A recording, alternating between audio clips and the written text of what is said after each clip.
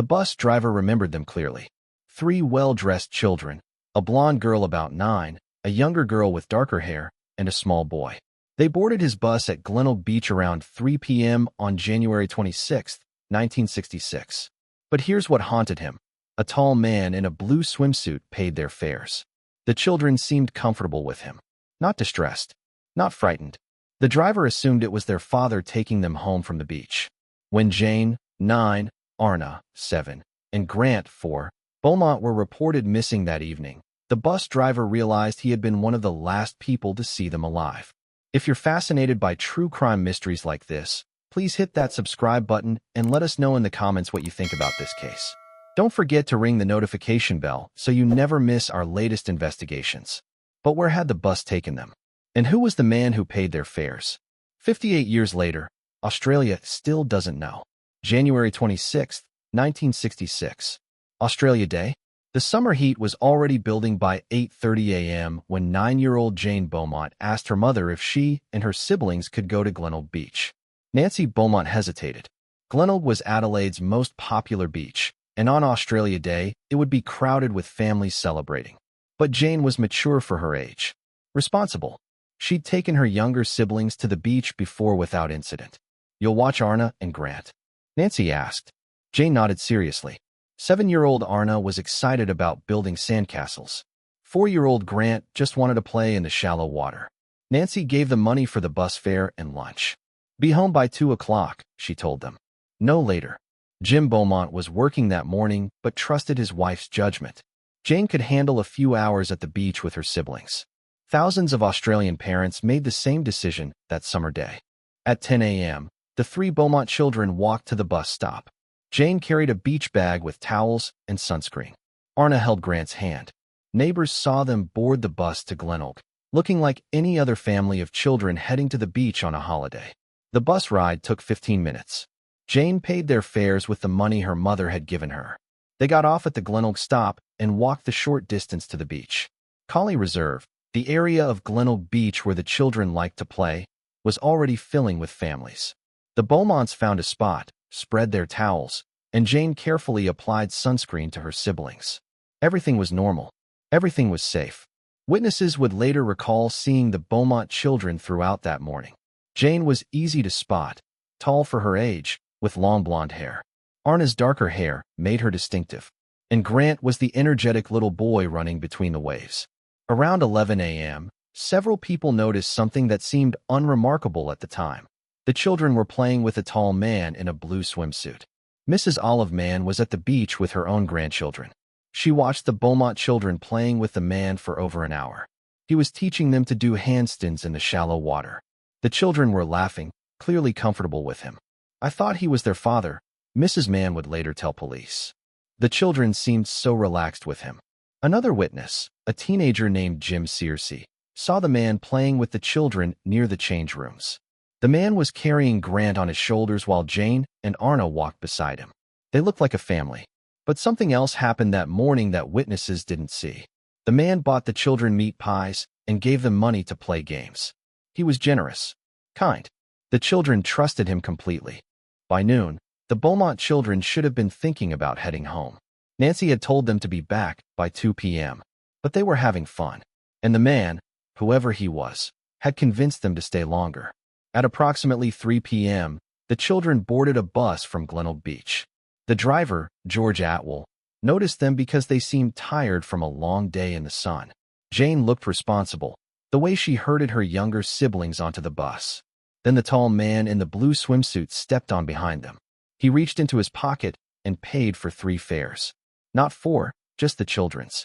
George Atwell assumed the man had a pass or would pay for himself separately. The man didn't speak, just smiled and gestured for the children to find seats. George watched in his rearview mirror as the children and the man sat together. The little boy, Grant, was falling asleep against the man's shoulder. The girls were looking out the window, pointing at things they recognized. A normal family returning from the beach. That's what it looked like. George Atwell drove his route, making his usual stops. He couldn't remember exactly where the children and the man got off. Maybe it was one of the stops near Paringa Park. Or perhaps they rode further north toward Adelaide. When the bus reached the end of his route, George forgot about the tired children and the tall man. It was just another Australia Day run. Nancy Beaumont started watching the clock at 1:30 p.m. The children should be leaving the beach soon. By 2:30 p.m., when they still hadn't arrived, she felt the first flutter of concern. By 3 p.m., concern had become worry. By 4 p.m., Jim Beaumont had returned home from work to find his wife pacing. "They've never been this late," Nancy told him. At 7 p.m., when the summer sun finally began to set, Jim and Nancy drove to Glenelg Beach. Collie Reserve was nearly empty. A few stragglers remained, packing up their things. Jim and Nancy walked the beach calling their children's names. They checked the change rooms, the bathrooms, the shops along the esplanade. Nothing. No one had seen 3 children matching their description in hours. At 7:30 p.m., Jim Beaumont walked into the Glenelg police station and reported his children missing. Constable Don Williams took the report with growing concern. 3 children, ages 9, 7, and 4, missing since that afternoon. Last seen at Glenelg Beach wearing their swimming clothes. "They're good kids," Jim told the constable. "Jane's responsible. She'd never just wander off." By 9 p.m., the search had begun. Police officers combed Glenelg Beach with flashlights. Volunteers checked every shop, restaurant, and building near the beach. Someone contacted the local hospital in case the children had been injured. But Jane, Arnna, and Grant Beaumont had vanished. If this case is keeping you on the edge of your seat, please give this video a like and let us know what you think happened to the children. Your engagement helps us bring more of these important stories to light. Detective Sergeant Stanley Swain arrived at Glenelg Police Station at dawn on January 27th. This wasn't a case of children wandering off and getting lost. 3 children had disappeared from one of Adelaide's busiest beaches in broad daylight. As witnesses came forward, a disturbing pattern emerged. Multiple people had seen the Beaumont children with a tall man in a blue swimsuit. The descriptions were consistent: approximately 6 feet tall, mid-30s, athletic build, blonde or light brown hair. The man had been with the children for hours, playing games, buying them food, taking them to the change rooms. And no one had questioned it because the children seemed so comfortable with him. Mrs. Olive Mann provided crucial testimony. She'd watched the man play with the children for over an hour. He had them doing handstands in the water, she told Detective Swain. The little boy kept trying to copy his sisters. They were all laughing. Then came the revelation about the bus. George Atwell came forward 2 days after the disappearance. He'd driven 3 children matching the Beaumont description on his 3 p.m. route from Glenelg, and a tall man had paid their fares.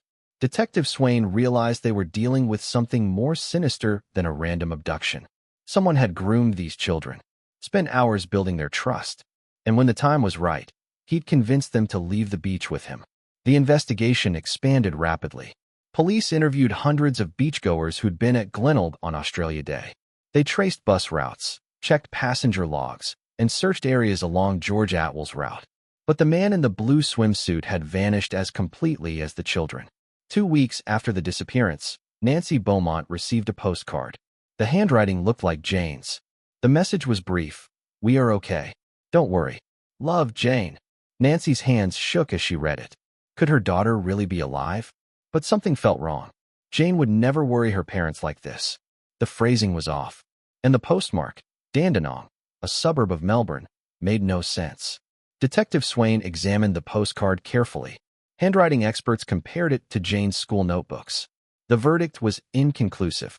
It might be Jane's handwriting, or it might be a cruel hoax. The investigation followed the Dandenong lead, but it went nowhere. No sightings of the children. No witnesses who remembered seeing them. The postcard remained a tantalizing mystery, possible proof the children were alive, or a sadistic trick. Over the following months, more reported sightings poured in. The children had been seen in Tasmania. They were living on a farm in rural Victoria. They'd been spotted boarding a ship to New Zealand. Detective Swain investigated every credible lead, but none produced evidence. The Beaumont children seemed to have disappeared into thin air. The investigation considered every possibility. Had the children drowned and been carried out to sea? Unlikely. 3 children disappearing in calm water on a crowded beach seemed impossible. Had they been abducted by someone they knew? But no one in their lives matched the description of the man in the blue swimsuit. The most disturbing theory was the one Detective Swain couldn't ignore. The man had been grooming the children for days, perhaps weeks, before Australia Day. He might have approached them at the beach on previous visits, slowly building their trust until they felt comfortable leaving with him. The disappearance of the Beaumont children became Australia's most famous missing persons case. The story had everything: innocent children, a summer beach day, and a mysterious predator who vanished without a trace. Nancy and Jim Beaumont never gave up hope. They remained in their home on Somerton Park Road for decades, convinced that if the children escaped or were released, they would return there. The phone number stayed the same. The door was never locked. Nancy kept the children's rooms exactly as they'd left them that Australia Day morning. Jane's books remained on her shelf. Arnna's toys sat in their box. Grant's clothes hung in the closet, waiting for a 4-year-old boy who would never grow into them. The investigation consumed Detective Swain's career. He pursued hundreds of suspects, followed thousands of leads, and never stopped believing the case could be solved. But as years passed, witnesses died, memories faded, and the trail grew cold. In the 1990s, new attention focused on a suspect named Harry Phipps, a local factory worker who matched the description of the man in the blue swimsuit. But Phipps died before he could be conclusively linked to the case. In 2013, police excavated a site near Adelaide Airport based on a tip that the children might have been buried there. The excavation found nothing. Modern DNA technology and forensic techniques have been applied to evidence collected in 1966, but no breakthrough has emerged. The man in the blue swimsuit remains unidentified. 58 years after the Beaumont children vanished, Glenelg Beach remains one of Adelaide's most popular destinations. Families still spread towels on Collie Reserve. Children still play in the shallow water. But every Australian knows the story of the 3 children who went to the beach one Australia Day and never came home. The case changed how the nation viewed child safety. The assumption that beaches and public places were inherently safe was shattered forever. Jim Beaumont died in 2013, never knowing what happened to his children. Nancy passed away in 2019 at age 92, having spent 53 years hoping for answers that never came. The Beaumont children would be in their 60s now if they survived. Jane would be 67. Arnna, 65. Grant, 62. But most investigators believe they died shortly after the man in the blue swimsuit paid their bus fares on that January afternoon. The mystery remains one of Australia's greatest unsolved cases. Somewhere, someone knows what happened. Maybe it was the bus driver who saw something he didn't report. Maybe it was a neighbor who noticed something unusual but stayed silent. Or maybe the man in the blue swimsuit took his secrets to the grave. The beach towels left behind on Glenelg Beach that day were eventually returned to Nancy and Jim Beaumont. Nancy kept them folded in a drawer for decades, unable to use them, but unable to throw them away. 3 empty towels, 3 missing children, and 58 years of questions with no answers. The Beaumont children's story reminds us that predators don't look like monsters. They look like someone's father at the beach. If this case moved you, please subscribe to our channel for more mysteries that refuse to let us forget. Leave a comment sharing your thoughts, and don't forget to like this video to help us reach more people with these important stories. Viewer discretion was advised for this content covering themes of child abduction. All case information is sourced from official police reports and South Australia police documentation. Visual recreations are AI generated for educational purposes only.